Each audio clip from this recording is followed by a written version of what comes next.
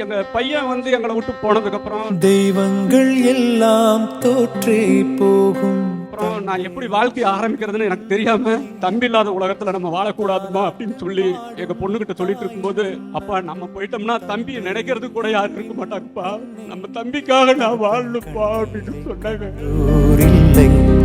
தந்தை சொல்வி என் லைஃபோட ஒரு பெயினஸ்ட் மொமெண்ட் மாதிரி ஒரு மொமெண்ட் யாருக்குமே வந்துடவே கூடாது, வாழவே கூடாது அப்படின்னு நினைச்சப்ப என்னை வந்து சுத்தி இருந்த பீப்புள்ஸ் தான் என்னை வாழ வச்சாங்க. இப்ப பொண்ணு தானே இந்த பீப்புள் பேசின டஃப்னஸ் தான் வந்து என்னால ரொம்ப டேக்கிள் பண்றது கஷ்டமா இருந்துச்சு. மற்றவங்க 1000 பேர் 1000 சொன்னாலும் அவங்களுக்கு முக்கியத்துவம் கொடுக்காதீங்க, அவங்க பேச்ச நீங்க எடுத்துக்காதீங்க. நான் எதுவுமே உன்னை சொல்ல, உன் மேல எனக்கு நம்பிக்கை இருக்கு. நான் என்ன நினைச்சேன்னா, நம்ம தம்பியும் நானும் இருந்தேன்னா என் ஃபேமிலி என்ன குரோத்துக்கு வருமோ ஒரு மடங்குல பல மடங்கு வந்து கொண்டு போகணும்னு நான் டிசைட் பண்ணேன்.